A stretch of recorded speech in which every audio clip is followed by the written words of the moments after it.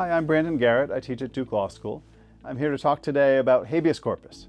It's an Old English term that comes from Latin, and it came out of the English practice of requiring a jailer, someone who's holding someone in detention, to produce the body in court before a judge, where the person says, "I'm not being legally detained."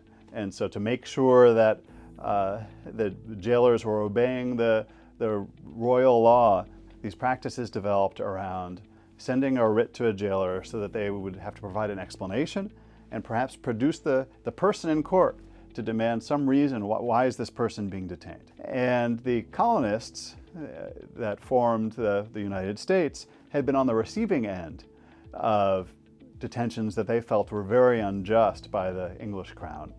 They had also been on the receiving end of what was at the time the longest ever suspension of habeas corpus, because there had begun this practice of Parliament, which did recognize habeas rights in the English Bill of Rights, but Parliament would also from time to time say it's an emergency or it's wartime, and they would suspend habeas so people couldn't get before a judge. They couldn't challenge their detentions in court.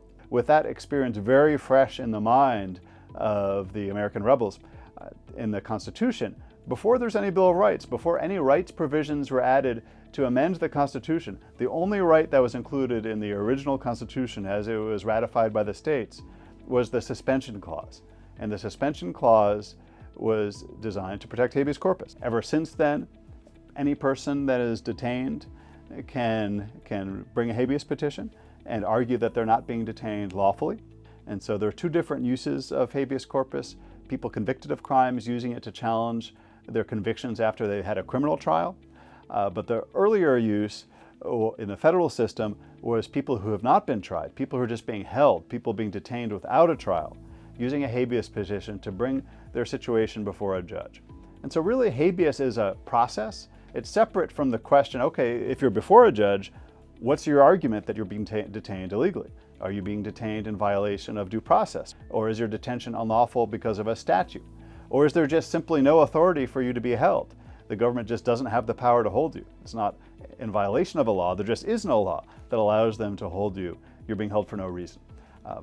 All of those types of arguments can be made: constitutional, statutory, I'm being held for no reason. And there's a long history of the federal courts interpreting the suspension clause, interpreting habeas corpus rights.